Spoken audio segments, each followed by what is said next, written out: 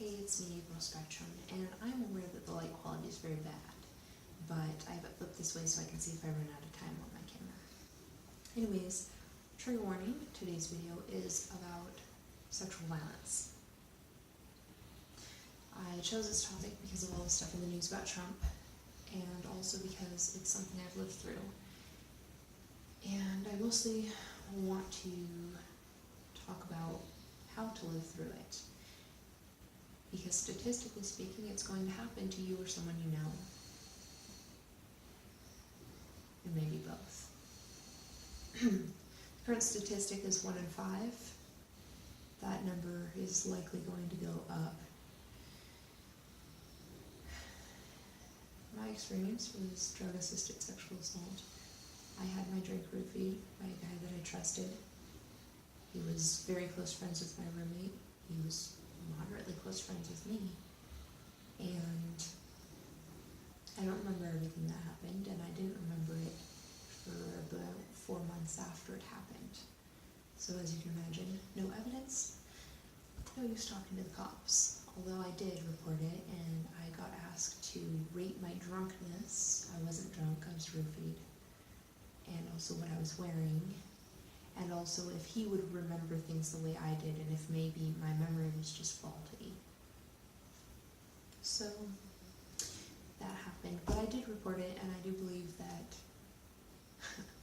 anyone who goes through it should report it, even if you don't have the opportunity to press charges, because your report can help someone else in the future to be safe or else to get justice. I'm not going to talk about things you can do to prevent rape, because the only thing you can do to prevent it is to not be a rapist. If you're looking at things from the victim end, there's not much you can do because it isn't your fault.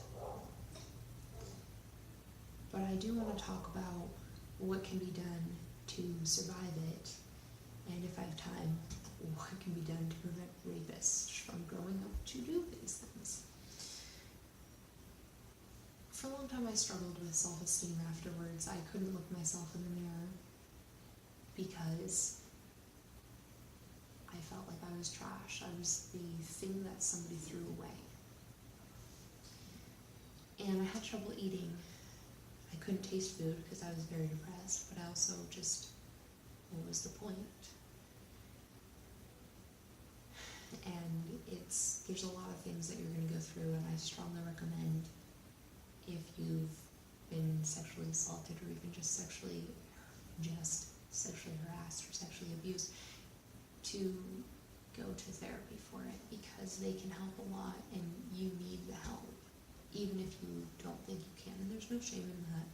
I know a lot of stigma exists for mental health and whatnot, but if you broke your arm, you'd go see a doctor. When someone tries to break your soul, you should go see someone for that.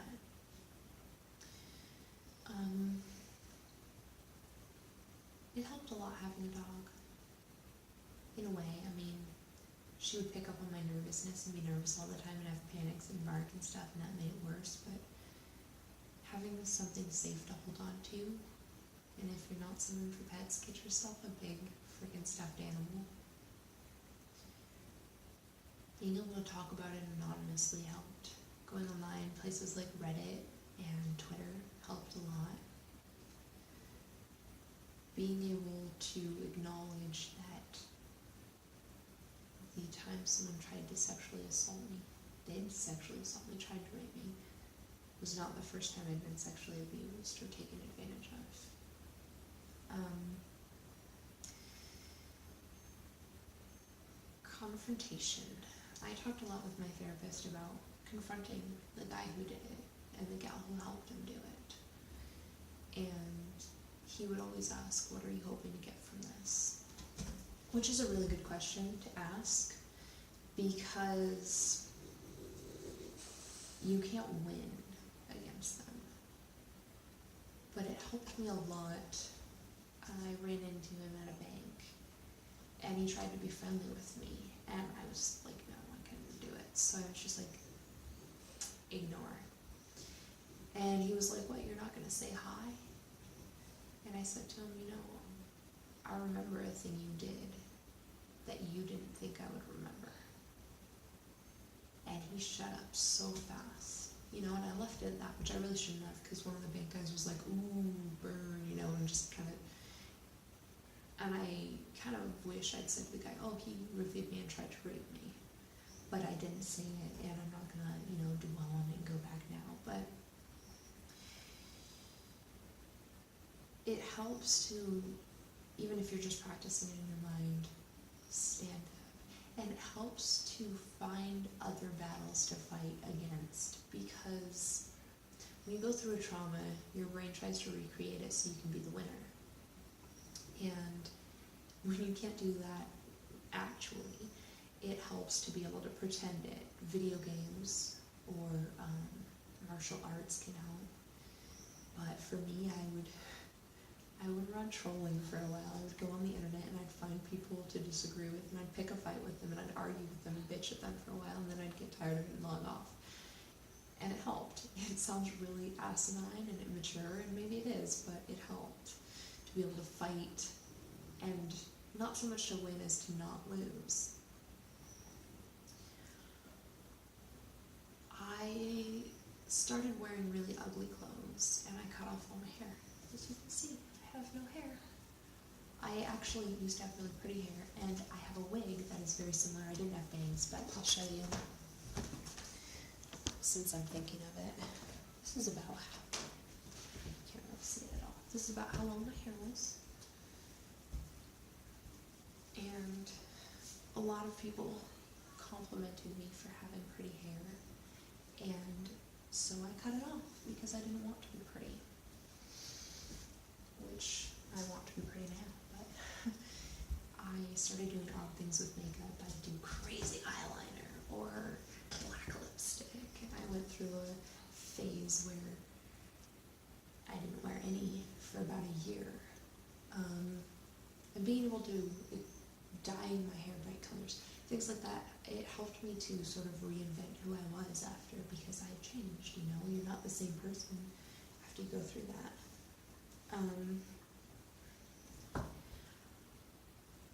Previously I had only really eaten foods that I ate as a kid, so I started experimenting with cooking other foods, and a lot of them were disasters. I'm not gonna lie, I'm a horrible cook. I ate out a lot after a while because I realized that the stress of cooking was too much for me to be ready to face the hurdle of eating. Routine helped. I developed a routine where every day at the same time I would take my dog to the park. And I actually met a guy there, this older dude, who was really super cool, and he does jazz stuff. And James, if you see this, hi. And he'd been through a lot of shit, and so sometimes we'd just talk about random bad shit that happened, commiserating, you know, but other times we'd talk about random cool shit that happened, you know, like he, as a kid, sheer luck, bought the very first ever comic to feature Spider-Man, and you know, stuff like that, just cool stuff. I think it was Spider-Man. No, it was Wolverine, not Spider-Man. I was close though. They're both Marvel. At least I got that right. I started watching a lot of anime, which I'd watched a little before, but anime is, if you go through bad shit, watch anime, because they go through all of the bad shit. It timed me out, so I'm hoping I can sketch by on this. Anyways, watching anime helped. Figuring out something healthy that's a treat for you, like for me, swimming was a big deal. That helps. And giving yourself a purpose, something to work towards as a big goal, a way to make a difference in the world, makes it huge. I know a lot of people go through it where they get to a point where they want to die, or where they just simply don't want to live. And giving yourself a purpose and a goal of something to accomplish helps you to avoid that to some degree.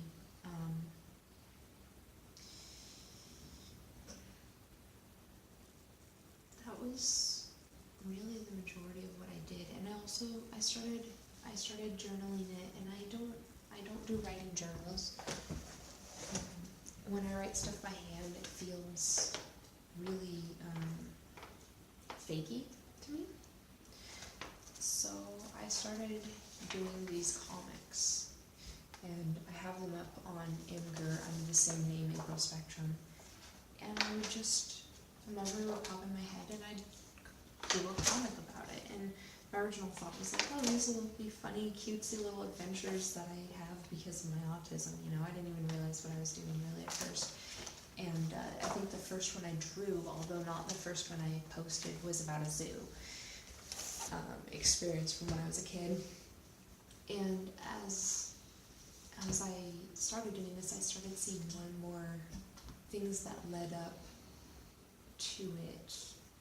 Times where people in my life that were meant to protect me or be there for me weren't, and in fact were actively against me. Things where people hurt me, and I accepted it as just how things were. I thought a lot about time travel and like what I'd do different if I went back in time, like how I would talk to little me and tell me, you need to be tough, you need to be mean, you should punch so-and-so in the face and stuff like that, which is, you know, dumb.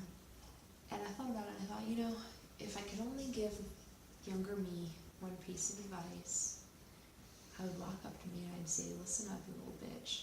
Don't take any shit from anyone. Fuck them all. Live your life. I said, well, okay. That's my advice for me today, and that's what I'm going to start doing. And I'm not super good at it, but it's what I'm trying to do, and it's how I live now, where, you know, I had a boss say to me, you'd be prettier if you smiled more. And I said, fuck you. And he was like super appalled. And I said, I'd also be prettier if I wore makeup and gave a shit about being pretty. I don't work there anymore. But he was taken aback, and a couple of the other guys who worked there were like really shocked because I didn't usually talk like that. And they were like, what's the deal? And I said, you know, if I'm not smiling, there's a reason for it. And there was. I had a dog die, you know, but I said, don't tell me what to do. Just because you're uncomfortable with something doesn't mean it's okay for you to tell me I have to change it. And that's kind of how I live now. And, you know, I work with some very at-risk kids, and I try to help them be ready for society. But more and more I'm realizing that the real issue is that society is not ready for us. And so, on a party note, I just want to say, go out and try to make society a better thing, because that's just how it is. Doesn't fucking cut it. And also, feel free to comment your own experiences and things that helped you in the comments section for other people. And like, share, subscribe, whatever. Follow me on Twitter. Check out my Imgur Imager. I'm not really sure how it's said. IMGUR.